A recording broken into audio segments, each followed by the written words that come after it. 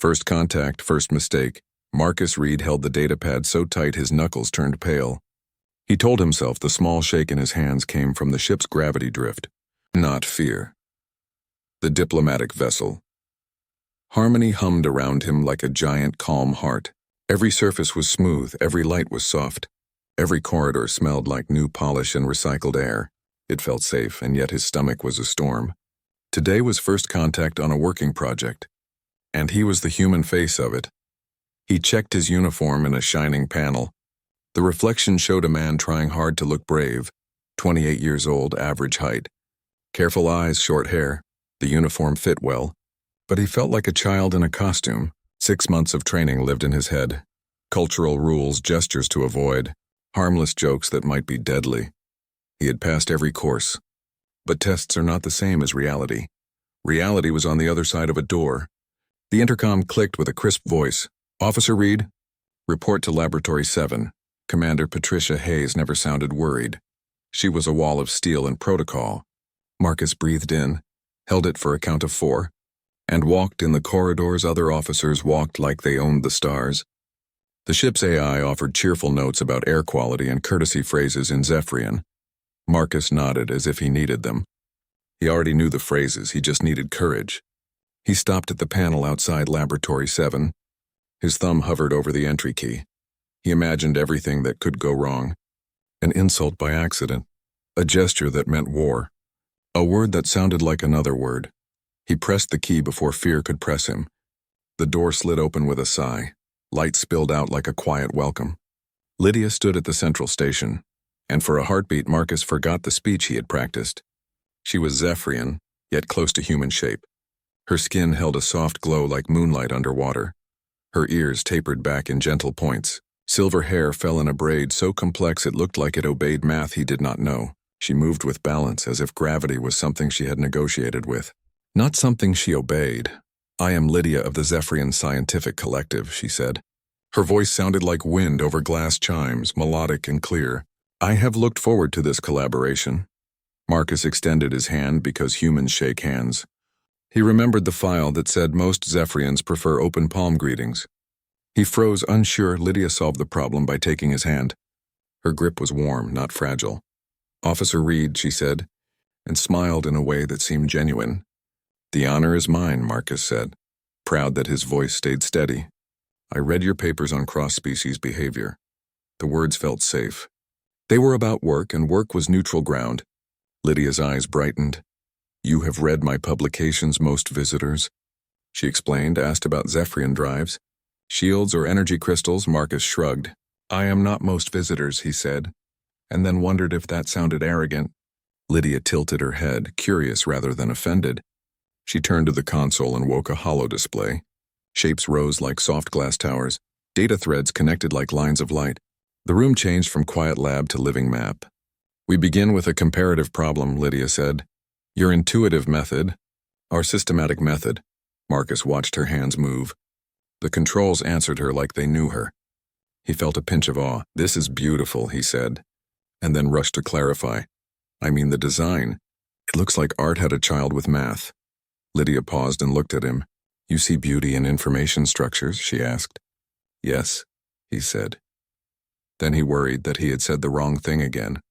"We prize elegance in structure," she said, "but we do not describe it as art." Her tone held interest, not judgment.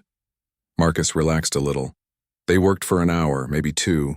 Time lost its edges inside the floating maze of data. Sometimes his quick guesses opened paths that her method did not try first. Sometimes her steady steps avoided traps that his instinct missed. The rhythm felt good. It felt like a dance, not a test. Marcus began to forget the cameras in the ceiling and the weight of Earth in his badge. He started to enjoy the work. He decided he could do this. He decided he could be the human who did not mess up first contact. And then Lydia dropped her data pad. It was nothing dramatic. It slipped, hit the floor, bounced once. Lydia bent to pick it up with the same quiet grace she did everything. Marcus's brain, which had been a good soldier all morning, simply failed. His eyes tracked her movement before he could stop them. His mouth opened before he could close it. His inner voice tried to shout no, but the outer voice was faster. "Sweet stars," he whispered. "That is a perfect ass." The words hung in the air like a flare over a dark sea. Marcus felt heat rush to his face. He felt his career pack its bags. He saw the headline in his mind. Human diplomat offends alien partner. He opened his mouth to apologize, but his tongue had turned to stone. Lydia straightened slowly. The pad rested in her hand. Her face held no anger, no shock, only a new kind of light. Perfect, she repeated, as if tasting the shape of the word. This is a specific assessment. She took a small step toward him. Not hostile, just curious. What criteria are you using? Marcus blinked.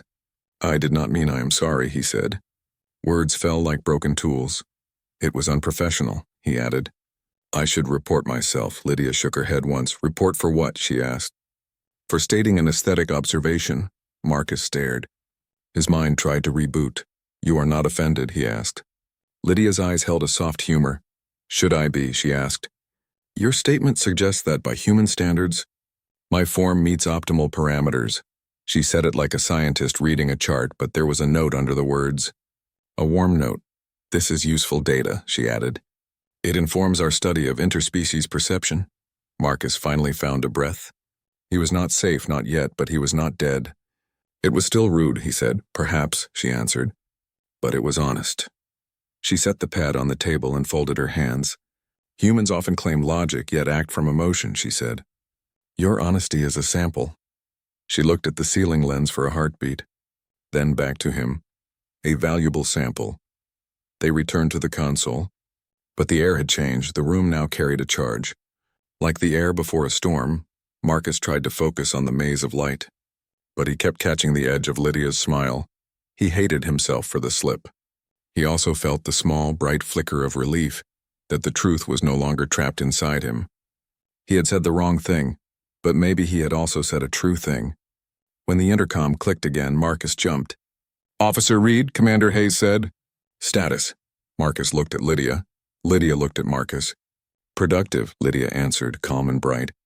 We have interesting human data. The intercom went silent. The ship hummed on. The hollow maze waited.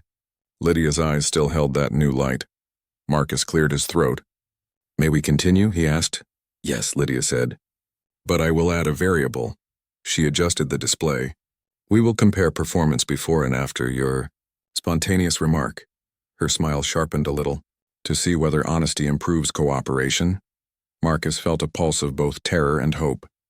He nodded. He set his hands on the controls. He told himself he could still be the human who did not mess up first contact. Outside, the harmony sailed through quiet black. Inside, two minds reached for a problem bigger than both. One carried charts and rules, one carried guts and guesswork. Between them stood a single careless sentence that might break the mission, or build a bridge no protocol could plan. Marcus drew a slow breath. Lydia lifted her hand. The maze brightened. The test began again, and nothing about it felt simple anymore. The experiment begins. Marcus entered the lab the next morning with a heart full of apologies. He had spent the night staring at the ceiling of his quarters, rehearsing every polite phrase, every explanation, every desperate excuse. He told himself he would be calm, he would be professional. He would pretend yesterday never happened. He would be the model officer. But Lydia was already waiting. Her silver braid shimmered with more intricate designs than before. Her smile was calm but sharp, as if she had solved an equation during the night. Good morning, Officer Reed, she said. Her voice was music over glass. I have been reviewing your responses. Marcus froze.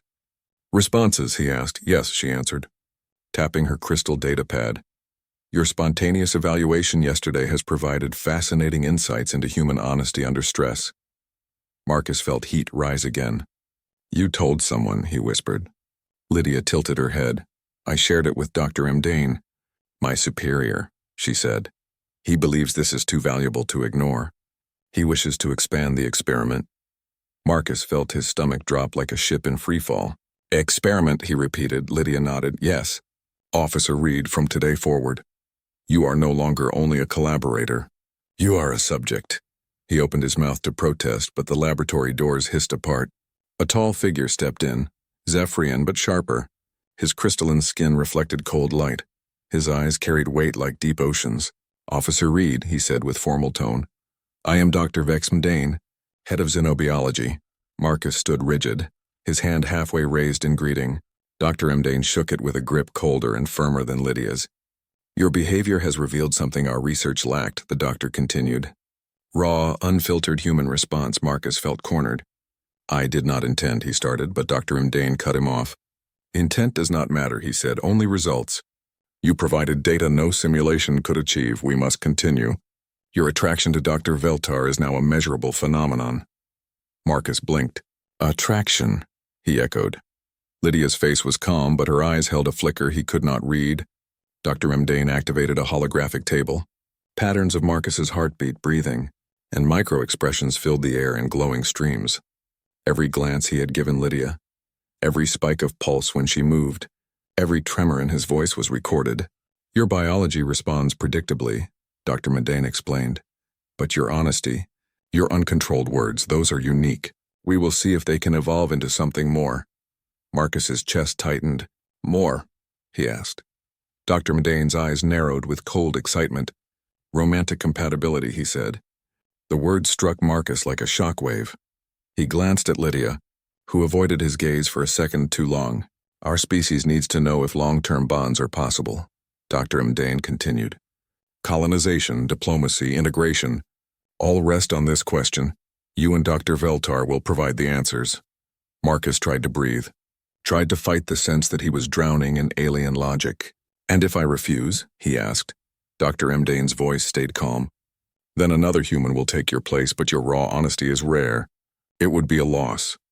Marcus felt a spark of anger at the thought of another man sitting across from Lydia, watching her luminous skin, hearing her silver laugh. He swallowed the anger, but Lydia saw it. Her lips curved with the faintest hint of knowing. Phase 2 begins tonight, Dr. Mdane declared. A controlled dinner shared with Dr. Veltar, monitored. Of course, Marcus's pulse spiked, and he hated that the holographic display showed it in real time. Dinner, he repeated like a fool. Yes, Lydia said softly. A study of human Zephyrian interaction under relaxed conditions. We must see if attraction can survive outside the lab. Dr. Mdane left with swift steps. Leaving silence heavy as stone, Marcus looked at Lydia. Are you part of this? He asked. Lydia tilted her head. I am the subject and the partner, she said. And perhaps, Marcus, the risk. He felt his breath hitch. Risk. She stepped closer, her eyes glimmering like stars caught in crystal. Your people believe love is chaos, she said. We will see if chaos can rewrite science. Marcus pressed his palms against the cold table. His training screamed at him to call Commander Hayes. To stop this madness, to protect Earth's reputation. But another voice whispered that walking away meant never seeing where this strange path might lead. He remembered Lydia's slow smile yesterday when he thought his life was over. He remembered that she had not been offended. She had been curious, almost pleased. Why me? He asked.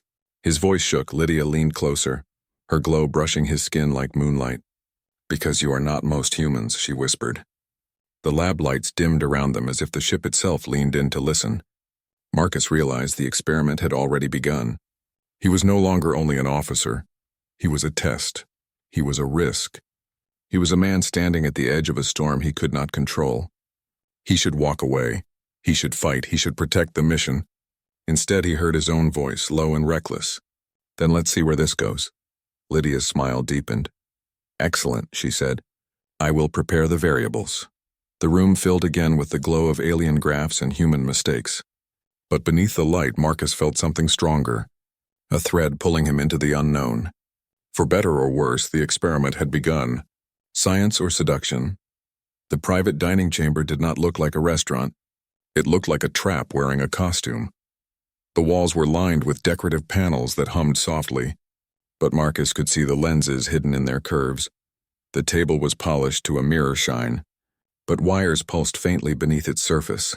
Every chair was fitted with sensors. Every glass was shaped to capture breath samples. If romance had a prison, this was it. Marcus sat stiffly, hands flat on the table. He had promised himself he would play the professional role, smile politely, make safe comments about food. But the moment Lydia walked in, all those plans shattered. She wore formal Zephyrian attire, silver fabric that shifted like liquid metal. It clung, then flowed, catching light in waves. The braid in her hair was even more complex than before. It seemed designed to test his ability to look away, He failed, his pulse betrayed him. The monitors recorded every beat, Officer Reed, she said, sliding into the chair across from him. Thank you for participating in Phase 2. Her voice carried no embarrassment, no hesitation. It was pure scientific control, and yet her eyes glimmered as if they hid something less clinical. Marcus tried to focus on the menu. The words meant nothing. Half the dishes were Zephyrian proteins he had never heard of. The other half were Earth foods stripped into molecular analysis. Calories, nutrients, pheromone triggers.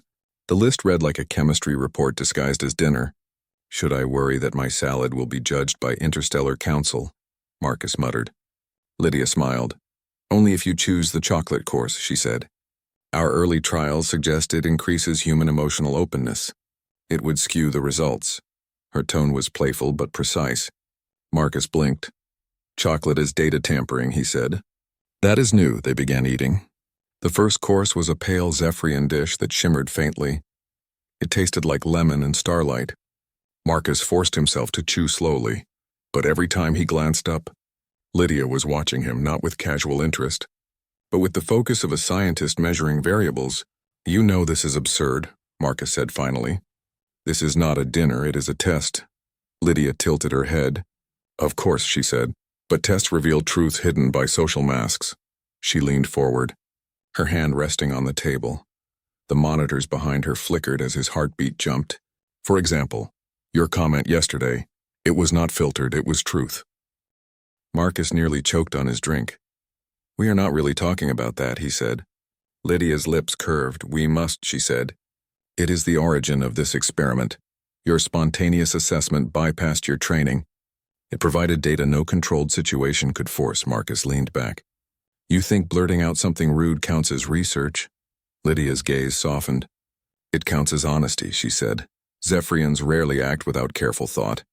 You showed us the power of impulse, he shook his head. Impulse gets people killed. Lydia leaned closer, and her glow touched his skin like moonlight. Or impulse changes the course of history, she whispered. The monitors hissed quietly, recording every breath. Marcus could feel his body betraying him again. His pulse raced, his palms grew damp, he hated it. He wanted to laugh, to deny, but her eyes trapped him. What is this really? Marcus demanded. Science or seduction? Lydia's smile widened just enough to unsettle him. Perhaps both, she said, perhaps they are the same. Before Marcus could answer, the ceiling speakers came alive. Dr. Mdane's voice filled the chamber. Cold and exact. Phase 2 complete. Initiating Phase 3 proximity simulation. Subject Reed and Dr. Veltar will begin cohabitation tomorrow. 48 hours of monitored living. Marcus slammed his fork down. Cohabitation, he repeated. Lydia's face remained calm, but her fingers curled slightly on the table. Yes, Dr. Mundane said. Shared quarters? Shared routines, shared space. If attraction persists under constant observation, it proves potential for long-term compatibility. Marcus felt the air thin. His heart beat like a drum. You want me to live with her? While you record everything, he asked. Dr. Mdane answered without pause. Correct, all meals. Interactions, domestic conflicts, recorded and analyzed. Marcus turned to Lydia. And you agree with this? Her silver eyes met his for the first time. She looked less like a scientist and more like a woman caught between roles. It is the protocol, she said softly. But protocols do not decide everything. Dr. Mdane spoke again. Cohabitation begins at 800. Prepare yourselves. The line cut. Silence filled the chamber. Marcus leaned forward, lowering his voice. Tell me the truth, Lydia. Am I just a specimen, or are you... He stopped. The words stuck like knives in his throat. Lydia's luminous skin shimmered as she leaned closer. Her whisper brushed his ear. That is what we are about to find out. Marcus sat frozen as the lights dimmed and the monitors continued their endless recording. He realized the most dangerous experiment of his life had already started, and this time there was no training manual to save him. A date under the microscope. The quarters they gave Marcus and Lydia looked more like a luxury suite than a lab. Yet to Marcus, every soft light and every polished surface screamed surveillance. The walls shimmered with warm tones, but he could see the faint seams where sensors were hidden.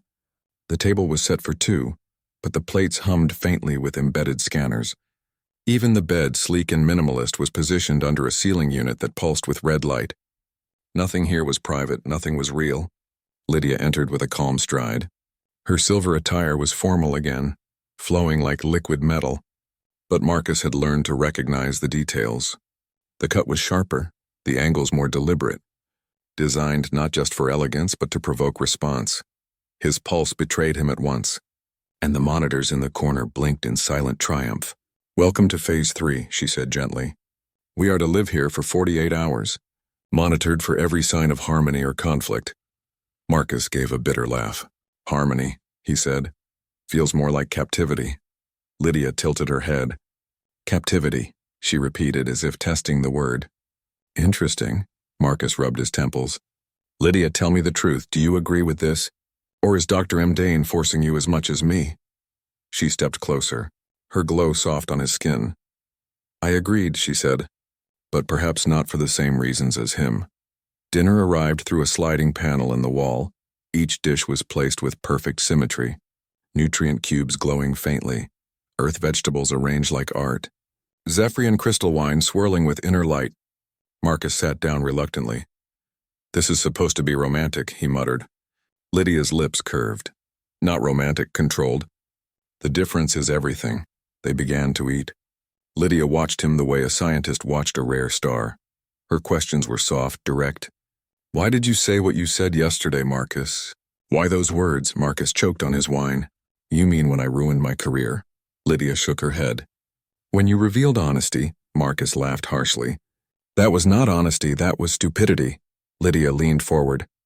"Perhaps stupidity and honesty are closer than you think." The monitors hummed louder. Showing every shift in his body, Marcus forced his gaze down to the food. He tried to ignore the way Lydia's glow reflected on his skin. He tried to ignore how her eyes pinned him like he was the only experiment in the galaxy. "Do you know what worries me?" Marcus whispered finally. "That I cannot tell if you are studying me, or if you are actually interested in me." Lydia blinked slowly. "What if the answer is both?" she said. The words hit him like gravity shifting. He stared at her, searching for any crack in her calm. "Both," he echoed. Lydia's smile was faint, but her eyes carried heat. "Science and feeling are not enemies, Marcus. Sometimes they are the same path." Before he could answer, the ceiling crackled. Dr. Mdane's voice rolled down like cold thunder. "Excellent progress. Subject reads vitals show heightened emotional resonance. Continue. Tomorrow begins full cohabitation simulation. Shared routines, shared rest, shared intimacy potential." Marcus shot to his feet. "Intimacy potential," he repeated sharply. Lydia's face remained calm, but her cheeks glimmered faintly. "Yes," Dr. Mdane confirmed. "You will live as bonded partners. If attraction sustains through stress, it confirms viability of human Zephyrian pairings." "This is historic." Marcus's hands clenched into fists. "I am not a rat in a cage," he snapped. Dr. Mdane's tone stayed icy. "Then prove you are more comply, and history will remember you resist. And you are a failure of data." The voice cut off, leaving silence thicker than air. Marcus turned to Lydia. His breath came fast. "Tell me you do not agree with this madness." Lydia's silver gaze softened. "I agree with one thing," she whispered. "That I want to see where this leads." He froze. Her words were quiet but dangerous. Were they her own, or were they part of the experiment? "Why me?" he whispered. Lydia stepped close. So close he could feel the hum of her skin. "Because you spoke truth without filter. Because you broke through protocol." Marcus felt the trap closing around him, sensors blinking, cameras watching. An alien woman standing inches from him with eyes full of questions he was terrified to answer. He should walk away. He should call Hayes. He should break free. But instead he whispered the only words that came. "Then test me without the machines." Without the watchers, Lydia's lips parted slightly. Her glow deepened for a moment, just a moment. Marcus thought she might agree. Then her gaze flicked upward to the ceiling lens. Her voice was steady again. "We cannot." "Not yet." Marcus sat down slowly, his chest pounding. The experiment was no longer about data. It was about survival, his, hers, maybe both. And as the monitors blinked faster, Marcus realized the line between science and seduction was already gone. Living under surveillance, the shared quarters looked comfortable. Too comfortable, Marcus knew that was the trick. Every wall glowed with soft gold light. Every chair was shaped for perfect ease. Every surface gleamed with quiet polish. But he saw the truth. The room was a cage built with luxury. The sensors blinked faintly in the corners. The air tasted too clean, too measured. The harmony had turned his life into a laboratory. Lydia moved through the space like it belonged to her. She touched a Zephyrian meditation alcove, its surface alive with glowing patterns. She studied the food replicator, its panels humming with hidden scanners. She even tested the lighting system, which shifted colors based on psychological optimization. Marcus muttered. This is not a home. It's a panopticon. A what? Lydia asked, tilting her head. A prison where every move is watched, he explained. Her silver eyes flickered with curiosity. Accurate, she said softly. Their first hours together were careful. Too careful, they spoke in formal phrases. They cooked a meal side by side while sensors recorded every gesture. Lydia chopped Zephyrian root crystals with precise rhythm. Marcus stirred human pasta with clumsy hands. They avoided touching, they avoided looking too long. It was polite, clinical, and unbearable. By midday, Marcus snapped. They were playing a Zephyrian game with floating holographic tiles, meant to measure teamwork. His frustration boiled over as the tiles collapsed again. This is not living, he growled. This is performance. We are pretending to be people while machines take notes. Lydia paused, her hands still glowing with the holographic controls. You are frustrated, she said gently. Marcus stood, pacing. Frustrated, angry, trapped, you name it. You know what this feels like, Lydia. It feels fake. Her glow dimmed slightly. What do you want instead, she asked. Marcus stopped pacing. He looked at her luminous skin, her poised form, her searching eyes, and felt something twist inside him. I want to be human, he said, messy, wrong, stupid, honest. Not just a data point. Silence stretched between them. Heavy and sharp, finally Lydia deactivated the game. The tiles vanished, the room dimmed. Then show me, she whispered. Marcus blinked. Show you. Lydia nodded. Tell me something the sensors cannot measure. Something that would never appear in a report. Her voice carried a note he had not heard before. Not scientific, but vulnerable. Marcus hesitated, then sank onto the couch. When I was 8, I built a paper rocket. It fell apart the second I threw it. I cried for an hour. My father told me failure is just data. I hated that. I wanted him to say it was beautiful even though it didn't fly. Lydia's eyes softened. And now? She asked. Marcus gave a small, bitter laugh. Now I'm still chasing the same thing. Trying to make something beautiful even if it breaks. Lydia sat beside him. Closer than she ever had before, her glow warmed the air. You think beauty matters more than function? She asked. Marcus met her gaze. Sometimes beauty is the function. For the first time, her composure cracked. She lowered her eyes. I studied humans because you confuse me, she whispered. You break patterns, you act without reason. You call chaos beautiful, I wanted to understand. And then you looked at me and spoke without filter. And I was no longer an observer. Marcus's chest tightened. You mean when I ruined everything? Lydia looked up, her silver gaze trembling with something unmeasured. You mean when you saw me? The monitors hummed louder, recording heartbeats. Scanning heat signatures, Marcus ignored them. He reached for her hand. His skin touched her glowing crystal-like fingers. Warmth surged between them, real and unfiltered. The sensors beeped wildly. The ceiling light pulsed red. Dr. Medane's voice broke the air. Remarkable. Subject read is displaying authentic resonance response. Continue, this is unprecedented. Marcus yanked his hand back, fury burning through him. Unprecedented. You make it sound like a lab rat finally figured out the maze. Dr. Medane's tone stayed cold. Your emotions are valuable. They prove potential for cross-species bonding. You should be proud. Proud, Marcus spat. You are dissecting my life, my feelings, like they are specimens. He turned to Lydia. And you? Are you with him in this? Or with me? Lydia's glow flickered like a candle in wind. For a long moment she did not answer. Then she whispered, I am with both.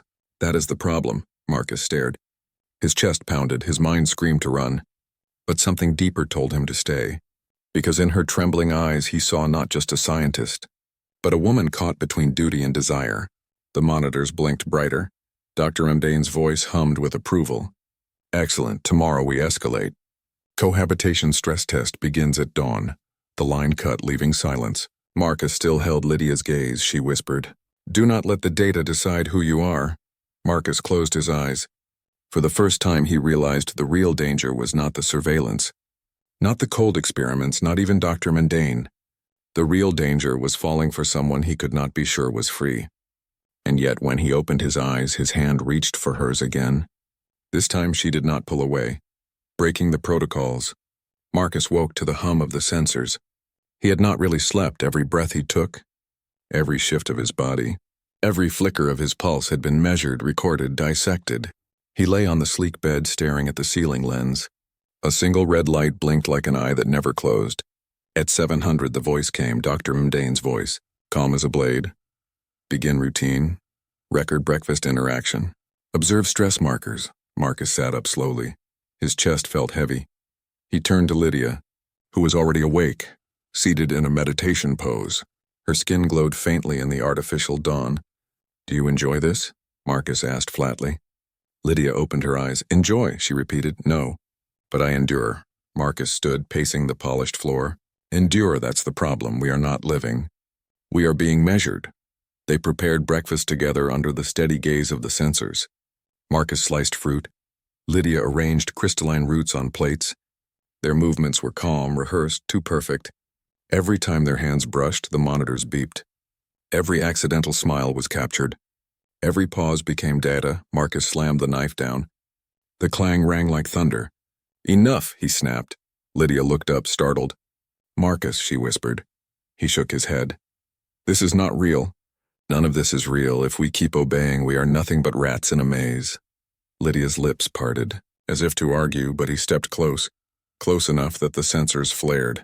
His voice dropped, raw and sharp. If you really want to know me, if you really want to see if this is more than data, then stop following protocols. Break them with me, her silver eyes widened. Break protocols, she whispered. Marcus nodded. Yes. Talk to me like a person, not a subject. Tell me something the report can never record. For a long moment, silence filled the room, the hum of the ship, the pulse of the sensors, the steady blink of the red light, all of it pressed down on them. Then Lydia exhaled and something inside her shifted. I once dreamed of leaving Zephyr in order, she confessed softly. Our lives are paths mapped at birth, study, service, contribution. I envied humans because you stray from maps, you risk chaos, you risk love. I wanted to know what it felt like to choose, Marcus stared. His chest tightened. And now, he asked. Lydia's glow flickered. Fragile. Now I am terrified because with you, I feel the choice pressing on me. The monitors beeped louder, their voices rising with her heartbeat. Marcus laughed bitterly. You hear that, Lydia? Even your fear is just data to them. He reached up suddenly, and with one furious motion, he covered the nearest lens with his jacket. Alarms flared, red light pulsing across the ceiling. Dr. Mdane's voice cracked like thunder. Remove obstruction, subject read. This violates protocol, Marcus shouted back. Then your protocol can burn. He moved across the room, covering another lens. Then another. Lydia rose, stunned. Marcus, they will punish you. Let them, Marcus growled. I will not let them turn this into numbers. Not this. He turned, breathing hard. Tell me, Lydia. Right now, with no sensors, do you want this? Do you want me? For the first time since they met, Lydia's composure shattered. Her glow pulsed wild, uncontrolled. Her voice trembled. Yes, she whispered. More than I should. Marcus froze. His heart slammed in his chest. The words felt like fire, dangerous and unstoppable. Before he could speak again, the door hissed open. Dr. Mdane strode in, flanked by two Zephyrian aides. His crystalline features were sharp with cold fury. Unacceptable, he snapped. This experiment is compromised. You were meant to be subjects? Not rebels, Marcus stepped forward, fists clenched. We are not your test animals. Dr. Mdane's eyes narrowed. You misunderstand, Officer Reed. This is not only about science, it is about survival. If humans and Zephyrians cannot form lasting bonds, colonization and alliance collapse. Your refusal risks more than your pride. It risks your entire species' future. Marcus's breath caught. He felt the weight of Earth pressing on his shoulders.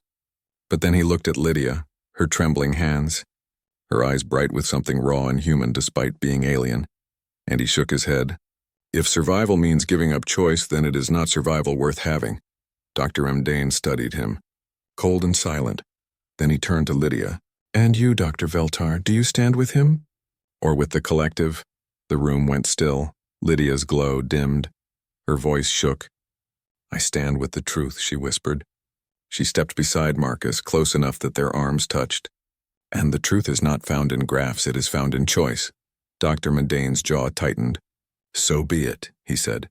"Then you are both removed from official study. But know this, what you do next will decide more than yourselves." He turned sharply. His aides following, the door hissed shut. Silence roared in the room. Marcus turned to Lydia. His voice was rough. "You chose." She nodded slowly. "I chose. For the first time. The sensors were blind, the protocols broken. The experiment shattered. Marcus felt fear, but he also felt freedom. And in that fragile freedom, standing beside Lydia, he realized the real story was no longer about data. It was about defiance. And defiance was dangerous. The human factor. The corridors of the Harmony felt different now. Marcus and Lydia walked together side by side, not as subject and observer, but as two people who had broken rules that were never meant to be broken. Alarms had stopped, but the silence was heavier than any sound. Somewhere in the ship, Dr. Mundane was watching. Planning his next move, Marcus could feel it. The weight of the experiment was gone, but the weight of consequences had only grown heavier. Lydia's hand brushed against his as they walked. A silent spark that no sensor could capture anymore. "They will not let this go," she whispered. Marcus nodded. "Then we don't let them win." When they entered the central chamber, Dr. Mundane was waiting. His crystalline form glowed cold silver under the chamber lights. Behind him stood the council's holographic projection. 6 tall figures of Zephyrian authority. Their eyes burned with judgment. "Officer Reed," one voice boomed. "Dr. Veltar, your insubordination has been noted," another voice followed, smooth and sharp. "Your behavior threatens diplomatic stability. Humanity may lose the Zephyrian alliance because of this." Marcus stepped forward. His heart pounded.